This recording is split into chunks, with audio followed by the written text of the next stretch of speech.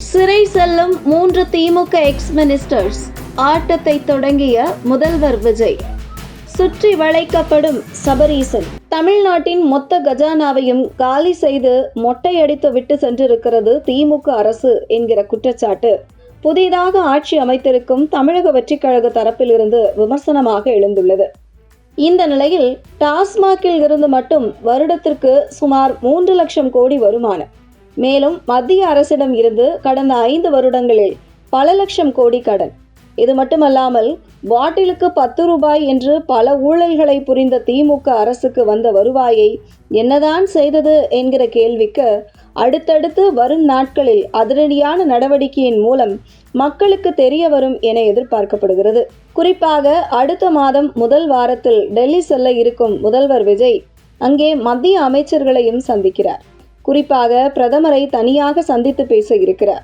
அப்போது கடந்த 5 வருட திமுக ஆட்சியில் மத்திய அரசு திமுக அரசாங்கத்திற்கு கொடுத்த நிதி எவ்வளவு என்பதை புதிதாக பொறுப்பேற்று இருக்கும் முதல்வர் விஜயிடம் மத்திய அரசு தரப்பில் இருந்து சமர்ப்பிக்க இருக்கிறார்கள். இதில் எவ்வளவு முறைகேடுகளை திமுக அரசு செய்திருக்கும் என்பதை கண்டுபிடிக்க ஏதுவாக இதை மத்திய அரசும் மாநிலத்தில் புதிதாக பதவியேற்றிருக்கும் விஜய் தலைமையிலான அரசும் செய்ய இருப்பதாக தகவல் வெளியாகியுள்ளது. மேலும் டெல்லி செல்ல இருக்கும் முதல்வர் விஜயை மலேசியா, அமெரிக்கா, சிங்கப்பூர் போன்ற நாடுகளின் தூதுவர்கள் சந்திக்க மத்திய அரசிடம் அனுமதி கேட்டிருப்பதாகவும் அதற்கான ஏற்பாடுகளை மத்திய அரசு செய்திருப்பதாகவும் தகவல் வெளியாகியுள்ளது. குறிப்பாக கடந்த கால திமுக ஆட்சியில் இதுபோன்று வெளிநாட்டில் தூதுவர்கள் தமிழகத்தில் முதலீடு செய்வதற்காக முதல்வரே சந்திக்க முற்பட்ட போது அதற்கெல்லாம் வாய்ப்பு கொடுக்காமல் மருமகன் சபரீசனை சந்தித்து பேசுங்கள் என்று அனுப்பி வைக்க அங்கு சபரீசனும் அவருக்கு தேவையான கமிஷனை கொடுத்தால் மட்டுமே தமிழகத்தில் முதலீடு செய்ய முடியும் என்று பிடிவாதம் பிடிக்க இப்படி பல வெளிநாட்டு முதலீடுகள் தமிழகத்திற்கு வராமல் செல்ல காரணமாக இருந்தது.